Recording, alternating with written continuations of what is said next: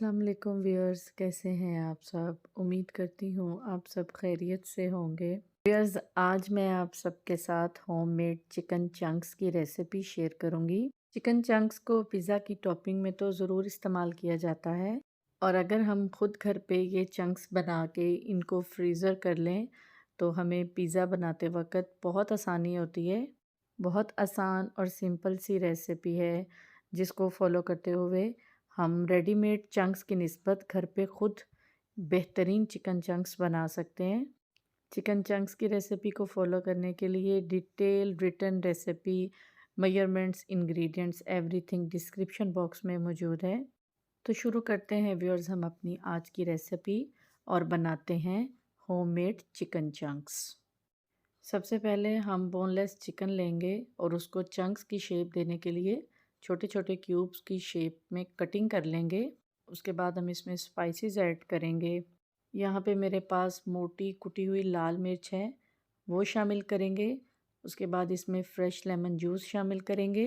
Spices کی quantity کو آپ اپنی پسند کے مطابق کم یا زیادہ بھی کر سکتے ہیں۔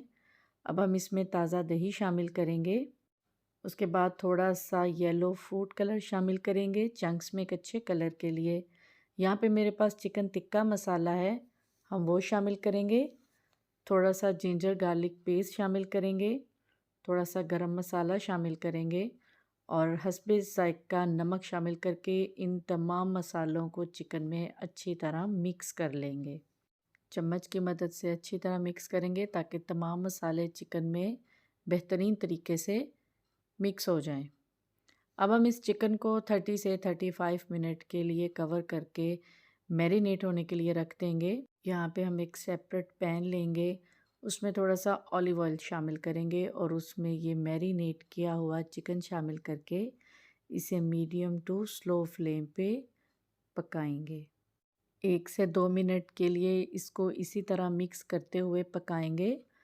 اس کے بعد میں نے جس باؤل میں چکن میرینیٹ کیا تھا اس باؤل میں میں نے آدھا کپ پانی شامل کیا اور باؤل کو صاف کرتے ہوئے وہ پانی میں نے چکن میں شامل کر دیا۔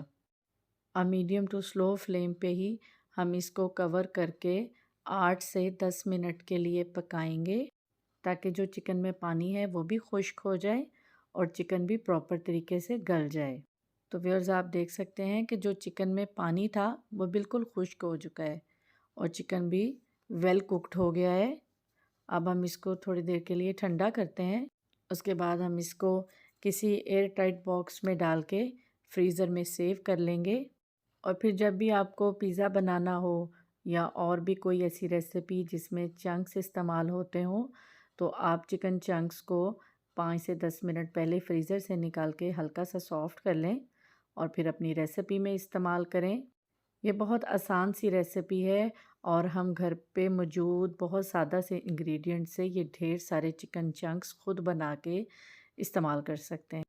تو ویورز، میں امید کرتی ہوں آپ سب کو میری یہ ہوم میڈ چکن چنکس کی ریسیپی ضرور پسند آئے گی۔ آپ سب مجھے اپنا فیڈ بیک ضرور دیجیے گا۔ اگر آپ میرے چینل پہ نئے ہیں تو میرے چینل کو بھی سبسکرائب کیجیے گا اور میری اس ریسیپی ویڈیو پہ لائک کمنٹ کرنا مت بھولیے گا۔ انشاءاللہ آپ سب سے دوبارہ ملاقات ہوگی ایک نئی ریسیپی کے ساتھ۔ تب تک اپنا بہت خیال رکھیے گا اور مجھے اپنی دعاؤں میں یاد رکھیے گا۔